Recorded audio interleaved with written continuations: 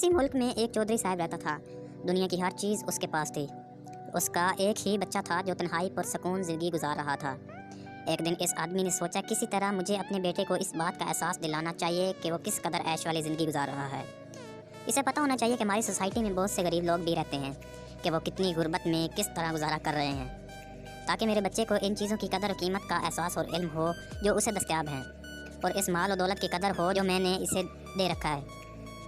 یہی سوچ کر اس نے فیصلہ کیا کہ ایسے کسی گاؤں لے جاؤں گا اور یہ پورا ایک دن کسی کسان کے گھر گزارے۔ وہ اپنے بیٹے کے ساتھ اپنے ملک کے کسی گاؤں پہنچا اور پورا دن باپ بیٹا ایک کسان کے ساتھ رہے۔ اس شخص نے اپنے بیٹے کو پورا گاؤں یا دیہات دکھایا اور گاؤں کے لوگوں کا رہن سہن دکھایا۔ اس نے بیٹے کو دیہات کی زندگی سے اچھی طرح روشنا کر دیا۔ چودھری کے بیٹے کے لیے یہ سب کچھ بہتا نیا اور انوکھا تھا۔ وہ دلچسپی سے سب کچھ دیکھ رہا تھا۔ گاؤں سے واپسی اس نے اپنے بیٹے سے کہا، بیٹا یہ سیر کیسی لگی؟ بیٹے نے جواب دیا، بہت اچھا۔ باپ نے کہا، تم نے دیکھا کہ غریب عوام کس طرح زندگی گزار رہی ہے؟ بیٹا، جی ابا جان۔ چودھری نے پوچھا، تم نے اس سے کیا سیکھا؟ تو بیٹے نے جواب دیا، میں نے دیکھا کہ ہمارے پاس ایک کتا ہے اور ان کے پاس گاؤں میں 4 کتے ہیں۔ ہمارے پاس نہانے کے لیے ایک تالاب ہے، جبکہ ان کے پاس دریائے ندی ہے جن کی کوئی حد نہیں۔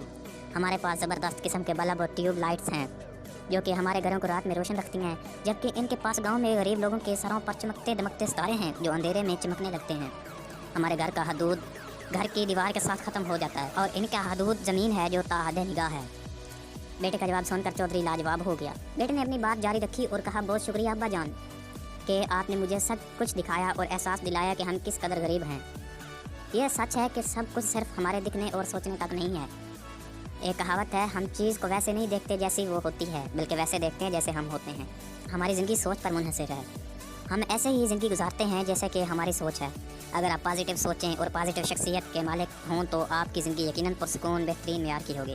اگر آپ کے پاس پیار، محبت، دوست، خاندان، اچھی صحت، زندگی کے بارے میں پازیٹیو سوچ ہے تو آپ کے پاس دنیا کی سب کچھ ہے۔ ان چیزوں کو نہ تم خرید سکتے ہو اور کسی بازار میں، اور نہ کسی سے چھین سکتے ہو۔ زندگی میں سب مادی اشیاء ہیں جن کو تم حاصل کر سکتے ہو۔ جو کچھ تم سوچتے ہو اور چاہتے ہو کہ تمہارے پاس مادی اسباب ہوں، وہ مستقبل میں کبھی حاصل کر ہی لوگے۔ لیکن اگر تم میں وہ سب کچھ حاصل کرنے کا جوش و جذبہ نہیں ہے تو پھر آپ کے پاس کچھ بھی نہیں ہے۔